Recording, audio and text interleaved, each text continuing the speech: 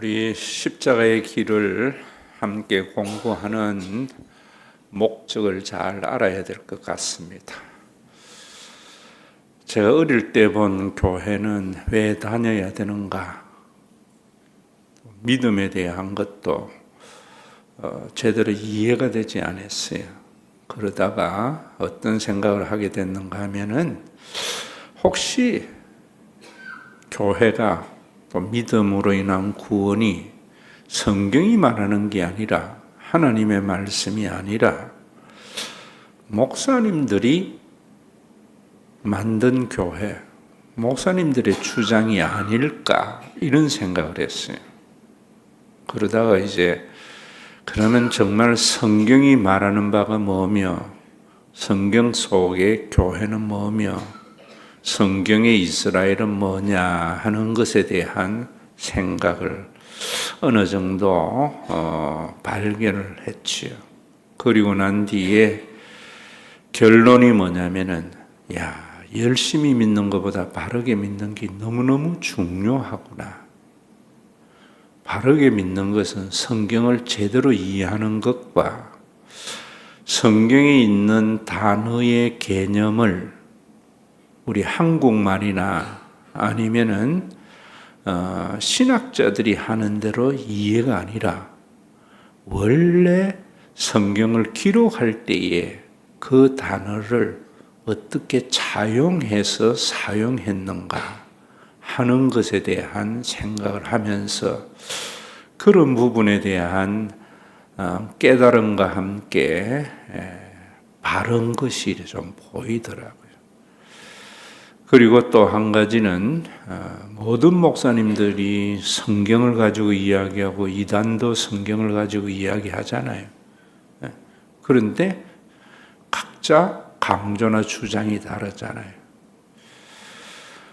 그래서 그 이유가 뭔가를 생각해 볼 때, 성경 전체의 흐름, 구원사, 언약에 대한 이해가 아니고 종교적인 규범이나 자기의 주장의 합리화로 성경을 보고 있구나 하는 것을 알게 되었습니다.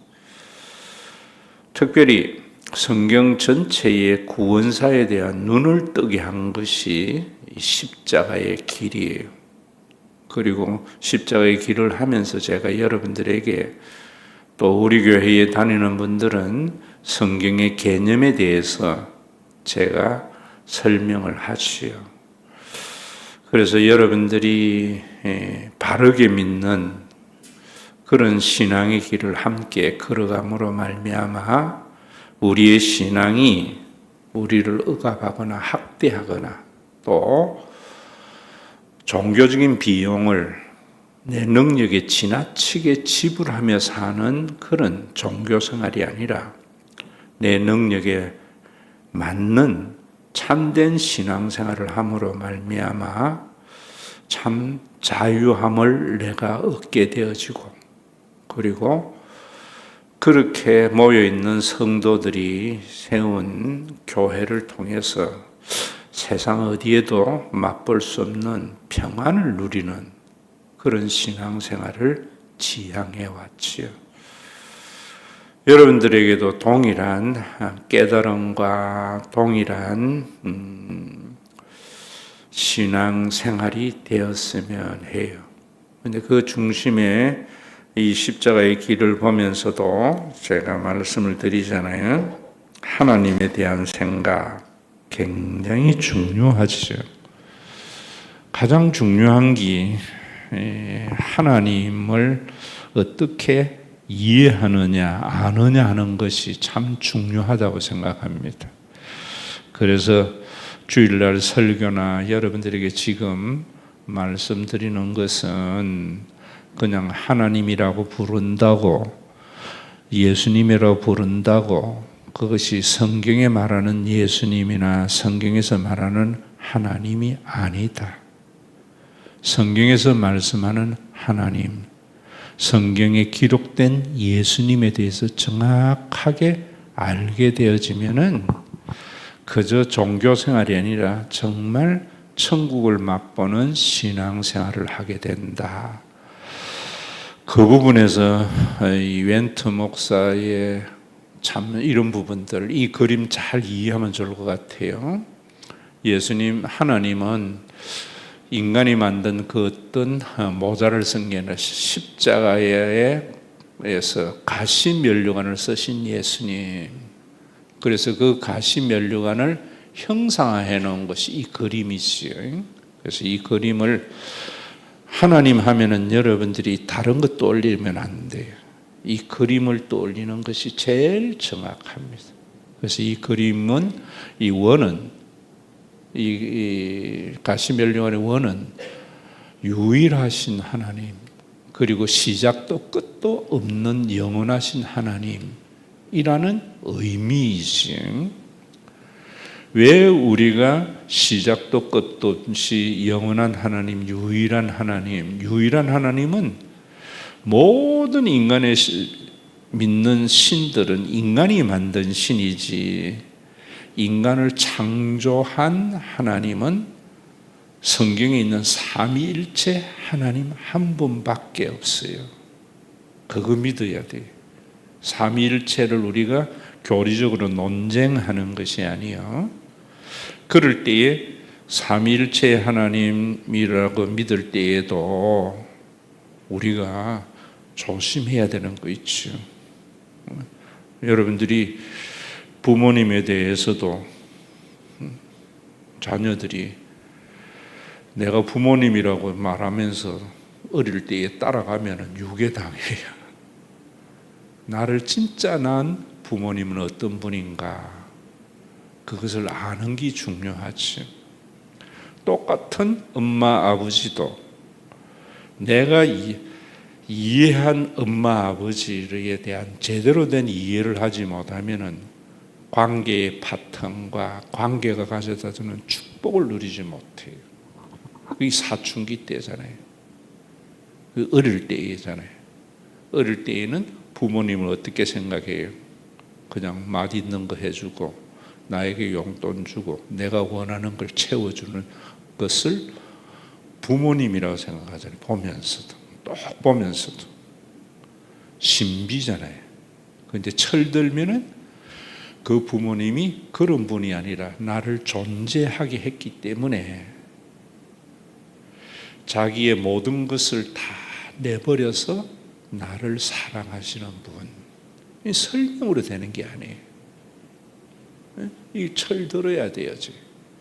그때부터는 어떤 생각이 드는가 하면은 부모님의 존재 때문에 내가 행복해져요. 부모님에게 바라는 것이 없어져요. 똑같습니다.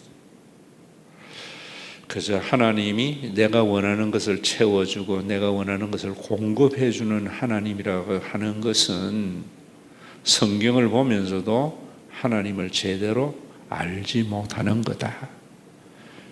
나를 존재하신 분이기 때문에 자신의 모든 것을 내어주고도 어떤 대가도 바라지 않는 그분을 알게 되질 때에 하나님 한 분으로 참 행복해지는 신앙생활이 있어요. 이거는 신비예요. 영적인 눈이 열려져야 돼요. 그것이 여기에 담겨 있다고요. 그래서 영원한 하나님이나 유일한 하나님이나 삼위일체 하나님 이런 거 외우는 것은 지식이, 우리 엄마는 키가 얼마고 우리 엄마는 무엇을 잘하고 우리 엄마는 나에게 뭐 해주고, 이 지식이. 근데 엄마의 본질은 설명으로 안 되는 그 무엇이 있거든요. 이 참 신비예요. 이런 것들을 종교인들이 이상한 영적인 체험이라고 이야기하면서 교인들에게 권위를 가지려고 하는 그런 모습들이 많이 있죠. 자, 이 하나님을 알게 될 때에 이런 신앙을 가지게 되는 거예요. 여기에 이 두 사람이 손을 높이 들고 있는 것은 참 하나님을 찬양하는 거죠. 앞에서 설명한 대로 하나님의 본질이 보여지고 느껴지면은 어떤 생각이에요? 하나님 한 분만으로 행복해져요. 늘 그런 건 아니에요. 늘 그런 거. 여러분들이 늘 엄마 생각하면은 늘 뭐 그런 거 아니잖아요. 그냥 엄마 생각날 때 참 행복해지는 감을 느끼는 것과 같은 신앙생활이었어요. 그래서 요거는 하나님을 깨달은 사람, 만난 사람, 본질을 만난 하나님에 대한 신비를 체득한 사람, 요 사람은 하나님을 성경에서 삼일째 하나님에 대한 설명도 할 줄 알고 엄마 모습도 알고 다 알지만은 하나님의 엄마의 본질을 모르는 것과 같이 하나님의 본질을 모르는 사람, 요 하나님을 찬양하는 사람은 하나님을 사랑하게 되어 있어요. 그리고 하나님을 사랑하는 사람은 이웃을 사랑하게 되어 있어요. 그런데 요걸 항상 요 화살표나 사랑이지. 앞으로 여러분들이 화살표로 보면 이제 사랑을 생각해야 돼요. 하나님을 사랑하고 이웃을 사랑하는 것이 연결되어져 있어요. 연결되어져 있어요. 그런데 여러분들이 참 조심해야 하는 가짜 종교 유대교는 뭐냐면은 하나님의 사랑과 이웃 사랑을 나누어요. 그래서 하나님을 사랑해봐. 그러면 하나님이 좋은 것 주셔요. 이거 유대교예요. 하나님이 진짜 본질을 알지 못하는 거예요. 그래서 하나님을 사랑하게 하기 위해서 하나님이 너 이래줬어, 너 이래줬어. 나는 하나님 이런 것을 받아서 하나님을 사랑하게 됐어. 이런 감정들을 한다. 마치 우리 엄마는 나에게 맛있는 밥을 해줘서 좋아. 이런 거하고 똑같아요. 너무 심각하니까 웃기는 이야기 하면은 초등학교 저학년 학생이 일기장에 엄마는 참 좋다. 나에게 맛있는 밥을 해줘서. 그리고 우리 집의 강아지는 참 좋다. 나의 말을 잘 들었어. 그러면서 맨 마지막에 뭐라는 아빠는 왜 있는지 모르겠다.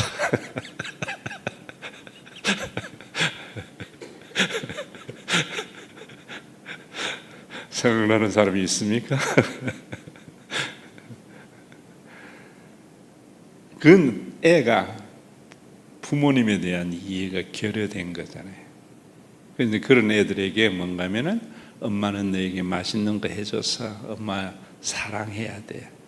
이러는 것 같은 게 유대교가 한국교회에 많은 거예요. 그건 사기일 수도 있어요. 그리고 또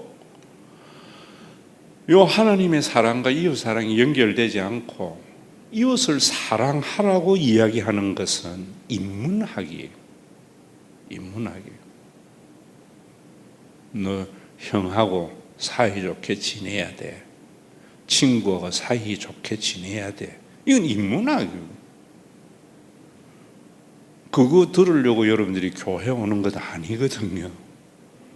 그러면 좋은 강의 들으면 되지 왜 교회 와요?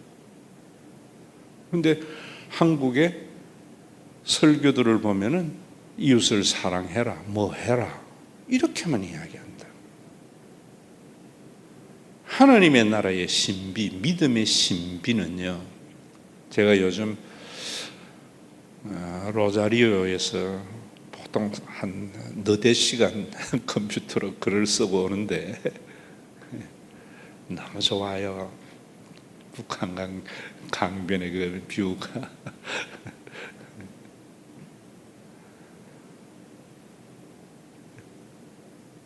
지금 제가 믿음은 무엇인가에 대한 글들을 제가 지금 새로 정리하고 있어요. 참된 믿음, 그것은 하나님이 주신 선물인데 그걸 받아들이면은 이상하게 예수님이 그리스도이심을 받아들이면 이상하게 내가 그동안 생각하지 못했던 생각이 싹 터오르는 거예요. 그래서 하나님을 사랑하게 되어져요. 이웃을 사랑하게 되어져요. 이게 신비예요. 이게 성령의 역사인데 성령의 역사를 자꾸 종교적인 몰입 현상, 방언이나 이런 것들로 해버리니까 이걸 체험하지 못하는 거예요. 체험하지 못하는 거예요. 여러분, 동생을 사랑하게 되잖아요. 부모님을 사랑하게 되는 거지. 부모님을 사랑하자고 결심하고 동생을 사랑하자고 결심하는 것이 아니잖아요. 사랑하게 되지 않는 것은 그 피의 신비를 아직 모르기 때문이거든요. 그래서 남들보다 못한 관계도 되거든요. 부모와 자식의 관계나 형제와 형제의 관계, 그게 타락한 거거든요. 교회에도 마찬가지입니다. 여러분들이 제대로 된 신앙의 고백을 딱 하게 되면은 하나님을 사랑하게 되어져 있어요. 이웃을 사랑하게 되어져 있어요. 왜 이러지 못하는가? 이제 그 다음 그림이 중요해요. 그 다음 그림. 자, 이 사람은 하나님의 본질을 만나지 못한 사람이에요. 만나지 못한 사람은 자기만 하는 거예요. 하나님 찬양 안 해요. 여러분 자식들 중에 그런 자식이 있어요. 제가 초등학교 때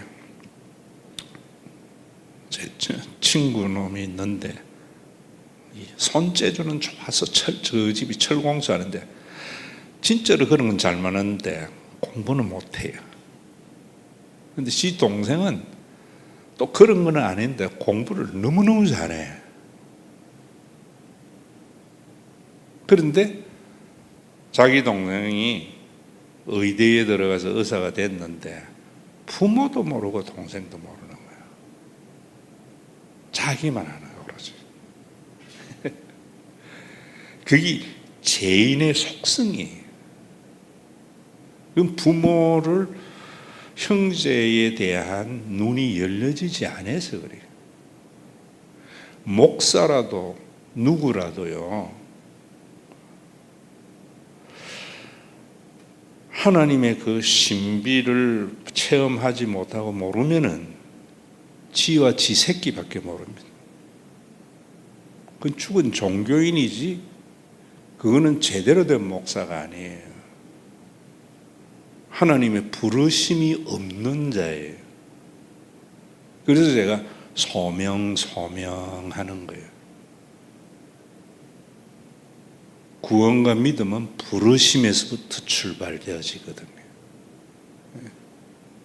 장로라도 마찬가지고 권사라도 마찬가지고 자기와 자기 자식만 아는 사람은 성경을 요한복음 창세기부터 요한계시록까지 다 외운다고 해도 하나님의 신비를 경험하지 못한 사람이에요. 지금 여러분 한국 교회 보세요. 그런 소명 없는 목사들이니까 전부 목회해가지고 좀 괜찮은 교회들은 다 지 새끼 줄라 하잖아요. 그걸 여러분들이 그냥 목회도 세습하면 안 돼 이래버리니까 그런 걸 보면은 저 목사님은 부름이 없는 죽은 종교인이었구나. 그거 아셔야 돼요 지금. 그래서 저는 우리 교회에서도 그래 보는 거예요. 자기와 자신만 아는 사람은 영적인 신비에 대한 경험과 받아들임이 전혀 없는 사람이에요. 그가 뭐 헌금 많이 하고 뭘 한다 해도요, 예배 한 번도 빠지지 않는다 해도 그 모든 것이 하나님의 은혜의 부름 앞에서 살지 아니하고, 이런 사람은 이거하고 똑같은 거예요. 이 사람은 하나님을 찬양하지 않아요. 자기가 하나님 찬양한다고 찬송 부르고 뭐 해도 왜 하는가? 하나님이 은혜에 대한 경험이 없기 때문에 자기를 사랑하는 거예요. 이웃사랑 전혀 없습니다. 지금 우리 한국 교회와 교인의 상황을 여러분들이 이 관점에서 보시라고. 그래서 요거는 하살표가 자기를 향하여 있잖아요. 이웃에 대한 흘러감이 전혀 없잖아요. 이럴 때 신학적 개념이 이제 중요한 거예요. 신학적 개념을 여러분들에게 말할 때에 창세기가 참 중요하거든요. 창세기 1장, 2장, 3장은 너무너무 중요한 부분이에요. 사탄이 아담에게 와서, 하와에게 와서 유혹이 뭡니까? 네가 하나님같이 될 수 있다는 거예요. 이게 사탄의 유혹인데 자꾸 사탄의 유혹을 뭐 윤리적인 타락이나 뭐 이런 것들로 생각해요. 그러니까 하나님의 구원이 나타나지를 않는 거예요. 사탄은 언제나 우리에게 와서 네가 하나님같이 될 수 있다는 거예요. 요거는 신학적 개념에서 그러면 하나님같이 되는 삶이 뭔가에 대한 이해가 되어져야 돼요. 여기까지 나가는 설교들이 제가 별로 없어요.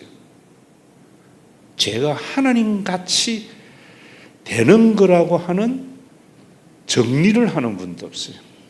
그냥 죄를 종교적인 규범을 어기는 거나 윤리적인 규범을 어기는 정도, 조금 더 나아가면 죄를 자기만을 사랑하는 이기심, 여기까지 나아가는 건 조금 더 나아.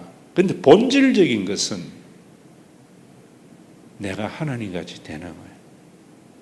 그럼 하나님같이 되는 것의 삶이 뭐냐면, 첫 번째로는요, 하나님같이 되는 것은 여러분들이 이 부분 제대로 알아야 돼요. 그 창세기 1장의 마지막에 가면 뭐라는가 하면 이렇게 말해요. 하나님께서 우리를 하나님의 모양과 형상대로 지었다 이러잖아요.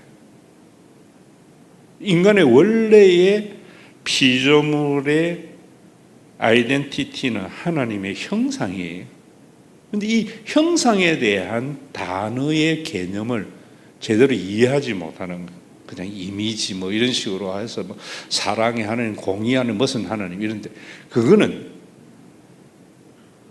모세가 형상에 대한 말을 차용해 와서 쓴 것에 대한 이해가 없는 거예요.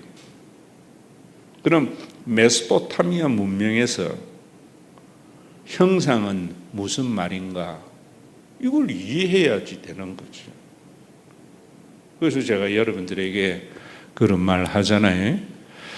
어떤 왕이 자기가 다스리는 영역을 표시하기 위해서 자기의 형상을 가져다 놓는다고. 옛날에 우리나라에 광개토왕 정계비 세우는 거하고 똑같은 거예요. 여기까지는 내가 다스리는 곳이다. 온 우주 만물을 만들어 놨고 하나님이 인간에 만드신 목적은 하나님의 통치를 드러내기 위함이에요. 그럼 하나님의 통치를 드러낼 때에는, 그래서 우리의 삶은 하나님같이 되지 않은, 첫 번째로는 소유자가 아니라 관리자의 삶을 사는 거예요. 이걸 이해해야 돼요. 이 그림 보면서. 세상이 모두 다 소유자로 살기 때문에 있는 사람은 더 있게 되고 없는 사람은 있는 것 같이 빼앗기고 빈부의 격차가 나타나는 거예요. 그리고 자기가 가지고 있는 걸 가지고 자기와 자기 자식만을 위해서 쓰잖아요. 그건 하나님의 형상으로서의 인간이 전혀 없기 때문에, 하나님의 형상으로 인간은 나의 나됨은 하나님의 은혜이기 때문에 내가 가지고 있는 것이 내 것이 아니라 나에게는 누림과 이웃에게는 나눔이 되도록 하나님께서 맡겨놓은 것을 인정하는 거예요. 그런 삶에 하나님의 영광이 나타나는 것이요. 그래서 여러분들의 삶을 하나님같이 되지 아니하고 살아가려면 첫 번째로 중요한 게 뭐냐면은 내기 아니다. 하나님께서 나에게는 누림이 되어지고 다른 사람에게 나눔이 될 수 있도록 주신 것이다. 그거에 대한 빚진 마음을 가지는 거예요.